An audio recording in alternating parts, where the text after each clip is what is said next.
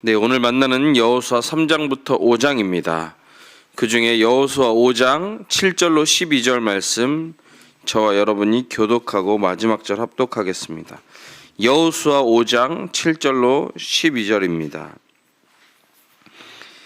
그들의 대를 잇게 하시니 자손에게 여호수아가 할례를 행하였으니 길에서는 그들에게 할례를 행하지 못하였으므로 할례 없는 자가 되었음이었더라.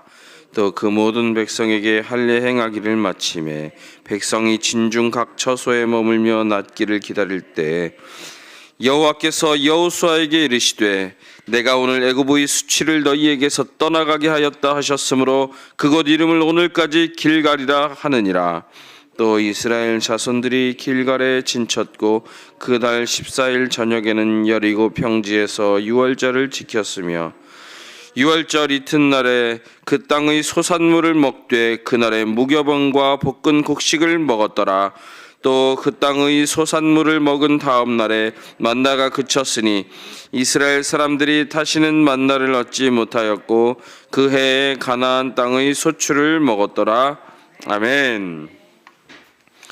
거룩한 핵심이 이익이라는 제목으로 말씀의 은혜를 나누겠습니다. 우리는 삶의 목적과 방향이 어떻게 됩니까? 그리스도인들은 하나님께서 그 삶의 이유와 목적과 방향을 인도해 주십니다. 이스라엘을 보십시오. 불평과 원망과 불신앙의 모습을 보였습니다. 그리고 하나님이 약속해 주신 그 땅을 악평하기도 했습니다. 그럼에도 불구하고 그 와중에도 언약 그리고 우리를 부르신 하나님의 목적, 내게 허락하신 삶의 방향을 잘 찾고 견지한 이들은 약속의 땅으로 들어가게 되고 그들 중에 또 지도자를 하나님께서 세우십니다. 주님은 불신앙과 반역에 물들지 않은 세대를 언제나 일으키십니다. 역사 속에서 계속 그렇게 해왔습니다. 오늘 본문에서는 여호수아와 또 갈렙과 이스라엘 출애굽 2세대가 그러하죠. 그 이후에 아합 시대에도 마찬가지입니다. 모든 사람들이 바알과 아세라에 무릎 꿇고 아합과 이세벨의 수하에 들어간 것 같지만 그 시대에도 하나님은 불신앙과 반역에 물들지 않은 거룩한 세대를 준비시키셨습니다. 열왕기상 19장 18절에 보면 그러나 내가 이스라엘 가운데 7,000명을 남기리니 다 바알에게 무릎을 꿇지 아니하고 다 바알에게 입맞추지 아니한 자니라. 그리고 바벨론 포로기에도 다 그 바벨론의 문화와 풍습과 법제와 사회적인 시스템과 경제 제도 안에 정착하고 물든 것 같았지만 그 시대에도 포로기에도 귀환하는 사람들이 있었습니다. 1차로 49,897명, 또 2차, 3차 계속해서 본토로 와서 예배를 세우고자 하는 거룩한 공동체를 세우고자 하는 하나님의 일을 높이고자 하는 그 사람들을 하나님께서는 역사 속에서 계속 부르시고 찾으시고 보호하시고 인도하셨습니다. 오늘 본문도 마찬가지입니다. 새로운 백성과 새로운 지도자에게 포커스를 맞추고 있습니다. 그리고 이 새로운 백성, 세속에 물들지 않고 또 하나님의 불신앙에 하나님 불신앙하는 것에 빠지지 않은 그 새 시대의 새로운 세대에게 하나님께서는 표징을 주시는데 뭐냐면 할례입니다. 오늘날로 말하면 세례의 의미와 상통하겠죠. 옛 자아는 죽고 새 사람이 된다. 죄에 대해서 죽고 의에 대해서 산다는 그 외적인 표징을 갖게 하십니다. 근데 이 할례라는 게 새로운 백성으로 세워지는 이 표징이 고통스럽고 불편합니다. 특히 광야에서는 생명과도 목숨과도 직결된 문제입니다. 그러나 하나님은 감수하게 하십니다. 여기에는 전제가 있어요. 내가 너희를 지켜주겠다. 그러니 불편함을 감수하여라. 내가 너희를 보호해 주겠다. 인도해 주겠다. 너희에게 실패가 없게 하겠다는 하나님의 뜻이 약속이 전제되어 있습니다. 그렇기 때문에 위험도 감수해서 거룩한 백성으로서 드러내게 살아내라는 것입니다. 지금까지 어떻게 인도하셨습니까? 구름기둥과 불기둥으로 장렬하는 태양을 막아주시고 그 사막의 한기를 막아주신 하나님이십니다. 그리고 만나와 메추라기를 먹이셔서 생존의 문제를 해결해 주셨습니다.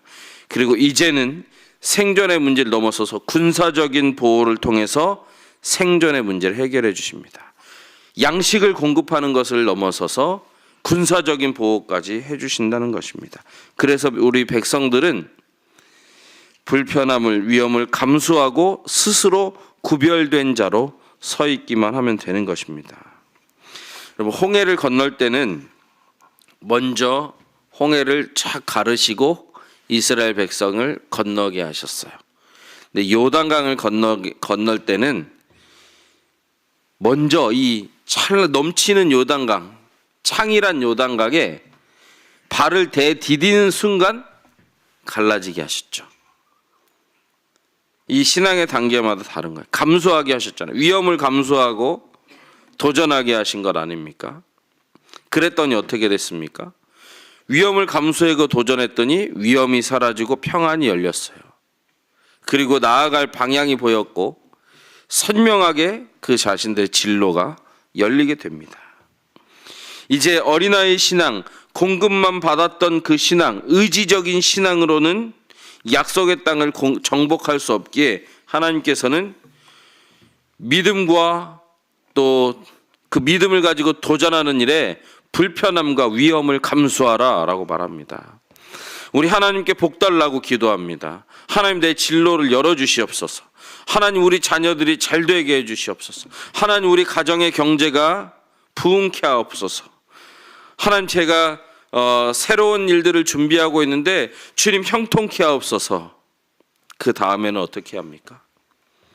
불편함과 위험을 감수하고 도전하고 시도해야 합니다. 여전히 현실과 상황은 똑같아요. 요단강을 보십시오. 어제 요단강, 오늘 요단강 똑같았지만 믿음으로 발을 내디딘 순간 열렸습니다.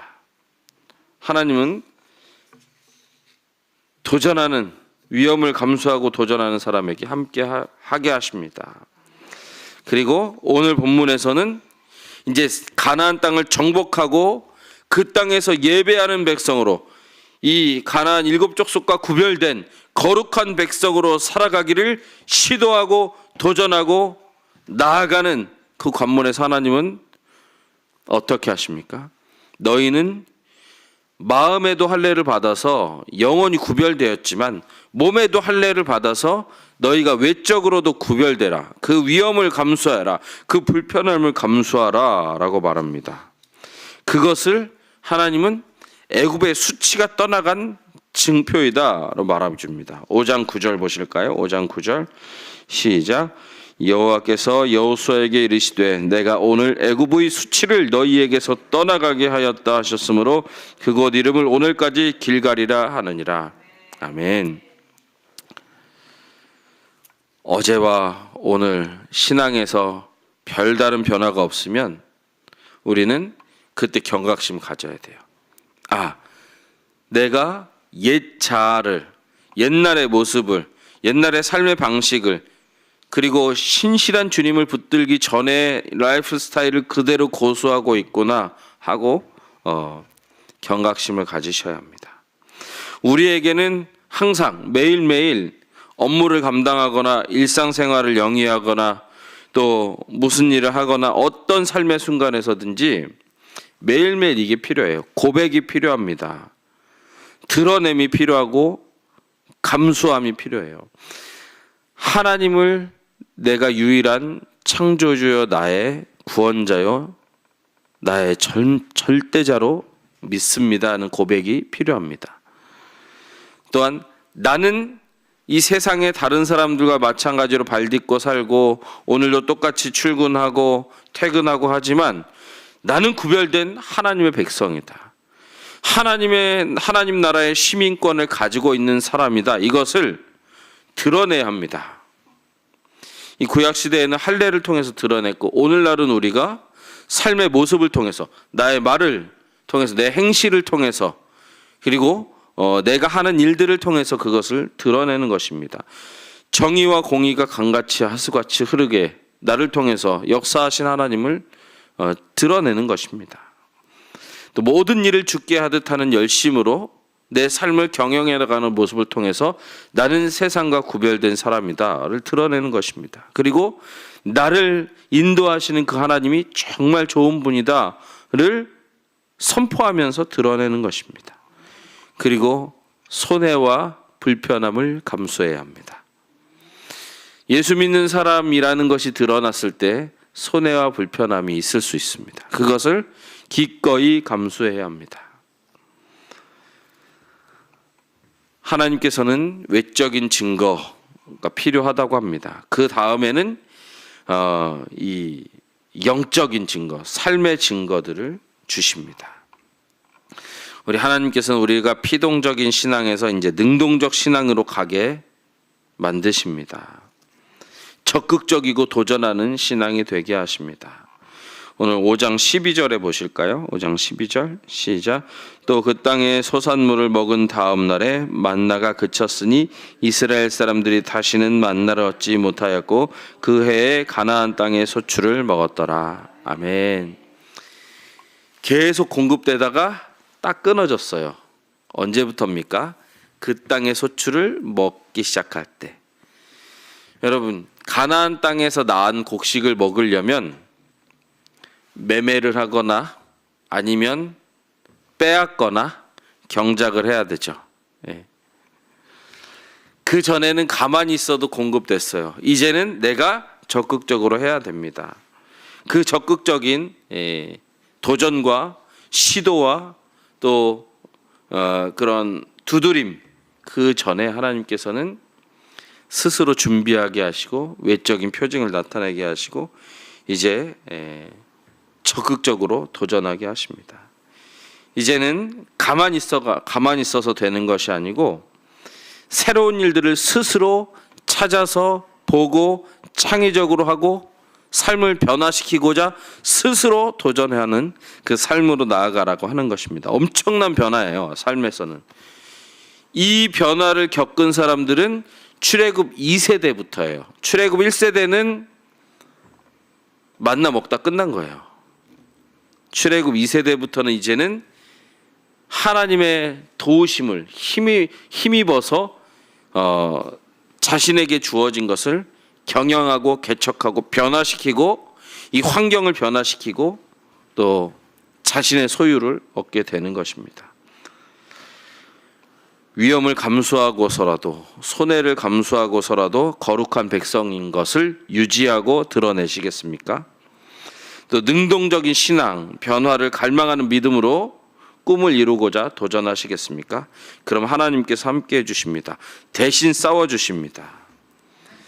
5장 1절에 보면 이런 표현이 나옵니다. 같이 보실까요? 시작.